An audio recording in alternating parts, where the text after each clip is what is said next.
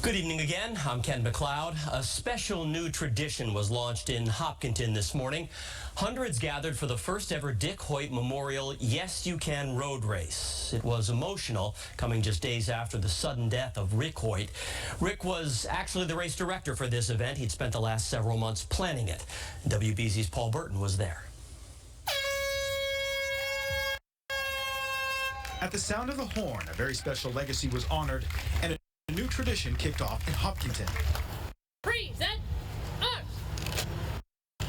On Saturday, hundreds took to the starting line to take part in the inaugural Dick Hoyt Memorial Yes You Can Run Together road race. Boston Marathon icon Rick Hoyt died at the age of 61 earlier this week.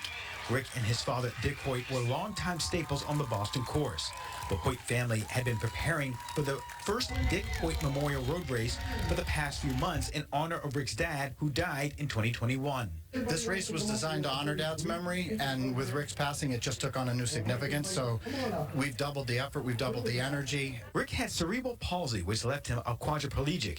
Over the decades, the Hoyts completed more than 1,000 races together, including 32 Boston marathons. We want to help include my mom's dream, my dad's mission, inclusion for everybody with handicaps and disabilities. This new race was a 5-mile run or 2-mile walk for participants, which drew in celebrities like Boston Bruins champion Zdeno Chara and World Marathon champion Becca Peasy. Both of them done so much for the running community, open up the barriers. They're gonna live forever. Well, the Team Hoyt has been a huge inspiration behind everything that I do. They gave me this bracelet 7 years ago, and I've never taken it off since, and it's an honor to be here. Our very own WBZ TV anchor Chris Tanaka also took part in the race.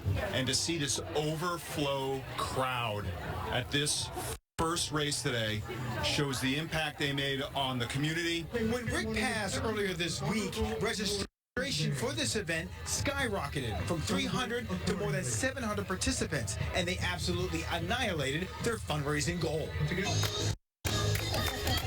A touching moment came when family and friends walked the iconic Hoyt wheelchair across the finish line.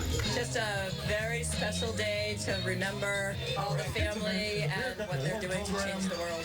In Hopkinton, I'm Paul Burton, WBZ News. A somber ceremony was held today to honor fallen heroes in Braintree. Flags of Our Families held its second annual event today, installing 50 full-size American flags on the lawn of the Braintree Public Service Complex. We spoke to the Norfolk County Sheriff, who helped put the event together and believes honoring the fallen is a must. That's why we have these flags behind us, to represent those people and those sacrifices that men and women throughout conflicts throughout the world did for us here in this nation. The flags on display were provided by the Braintree Veterans Services Department, which also helped install them. Manchester police are trying to identify a man shot and killed by officers on Friday morning. They now say he is 26-year-old Alex Naone. The New Hampshire Attorney General says officers responded to Man Road at about 3:30 a.m. for reports of a man with a gun.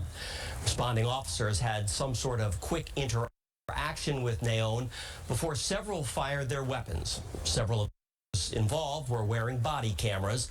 The investigation there is ongoing.